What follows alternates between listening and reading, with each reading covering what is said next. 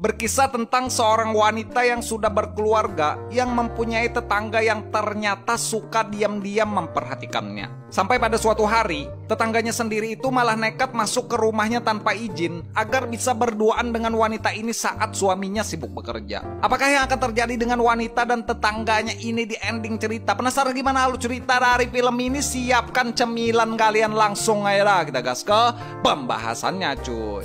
Film diawali scene yang menampilkan di suatu pagi hari, terlihat sepasang suami istri yang baru saja keluar dari rumahnya mereka, guna sang istri berniat untuk mengantarkan suaminya bekerja, sembari membawa sekantong plastik yang berisi sampah untuk membuangnya. Sang istri bernama Meguri, dan sang suami rambut godek kiri dan kanan yang tidak disebutkan namanya ini, kita kasih nama Kipli aja ya. Mantap nih Kipli lagi ya. Di tengah pembicaraan dengan istrinya, Kipli Godek pun bilang kalau ia sepertinya akan pulang terlambat pada hari itu karena ada pekerjaan tambahan yang diberikan atasannya di kantor. Dan setelah meminta maaf, Kipli Godek pun berpamitan dengan istrinya dan pergi bekerja setelahnya. Setelah sang suami sudah pergi, sembari menaruh sampah untuk dibuang, Mbak Megu pun menyapa seorang pria yang sedang berada di sana, yang juga kebetulan sedang bersih-bersih dan ingin membuang sampahnya. Pokok permasalahan dan hal aneh pun terjadi saat Mbak Megu sudah kembali ke rumahnya.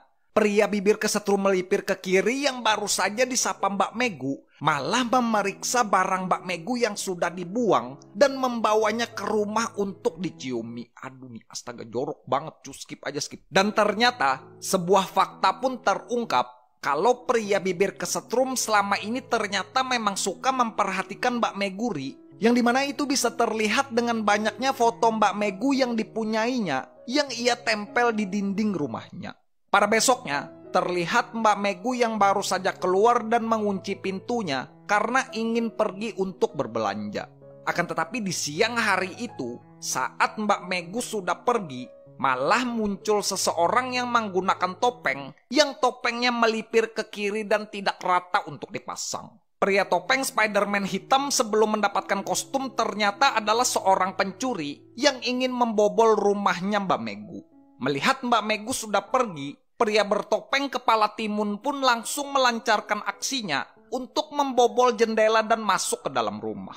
Akan tetapi ganjilnya, bukannya mengambil barang elektronik yang berharga seperti laptop, kulkas, kompresor, genset, mesin tandon air atau antena wifi, pencuri bertopeng kepala timun malah mencari penutup gunung saljunya Mbak Megu dan mengantongi foto Mbak Megu bersama Kipli Godek suaminya. Lalu pada malamnya, saat Mbak Megu bersama Kipli Godek berada di kamar, ia pun dibingungkan saat ngeh melihat fotonya dengan sang suami yang sudah tidak ada di sana. Karena terlalu asik, Kipli Godek yang lagi sibuk membaca komik serial Tsunade pun dengan acuhnya menjawab, paling itu hanya perasaan Mbak Megu istrinya, dan tanpa sadar membuang foto mereka berdua ke tempat sampah. Besoknya, yang kebetulan hari itu adalah hari libur suaminya bekerja, lagi-lagi dengan secangkir teh dan koran berisi Tsunade Bacan, Kipli Godek pun terlihat menemani Mbak Megu istrinya yang sedang bersih-bersih rumah sambil tungging-tungging. Akan tetapi setelah adegan bersih-bersih tungging-tungging yang berdurasi 4 menit berakhir, Mbak Megu malah menemukan pintu kaca jendela rumahnya yang rusak dan segera memanggil sang suami untuk memeriksanya.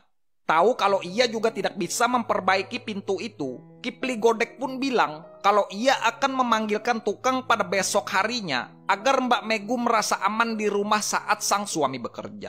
Lalu saat tukang sudah datang besok paginya, Mbak Megu yang sendirian di rumah, ia pun terlihat membuatkan minum untuk tukang yang sedang bekerja.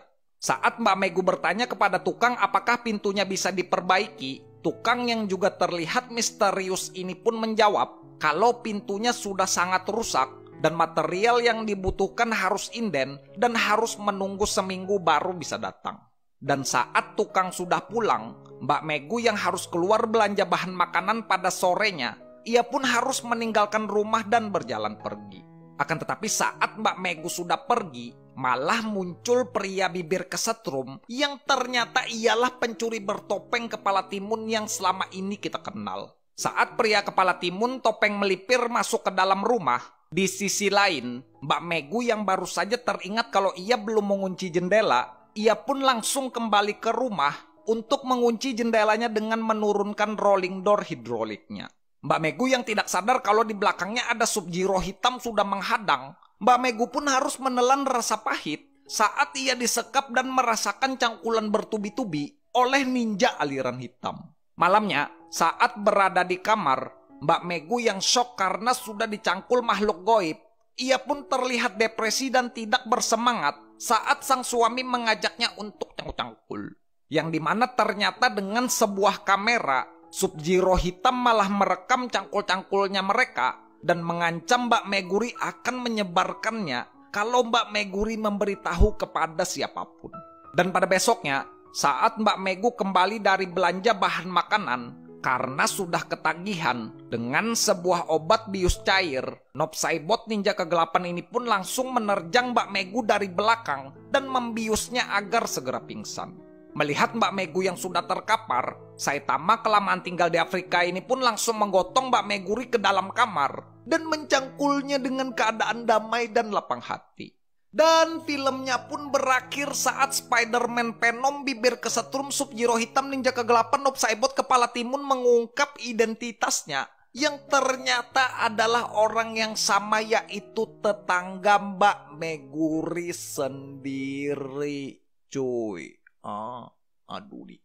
Oke guys, ya mungkin segini aja ya untuk pembahasan film Asia kali ini ya. Ini bagi kalian yang pengen nonton full movie-nya, kalian langsung aja search nonton film MEYD strip 094 di Google Chrome cuy. Dari film ini kita bisa belajar, meskipun kita hidup sebagai makhluk sosial dan pasti membutuhkan bantuan orang lain untuk hidup, tidak peduli seberapa dekat, kita harusnya bisa menjaga diri dan menyiapkan mental untuk melawan siapa saja yang berniat jahat dengan hidup kita, dan belajar memilah siapa saja yang bisa dipercaya dan siapa saja yang tidak cuy.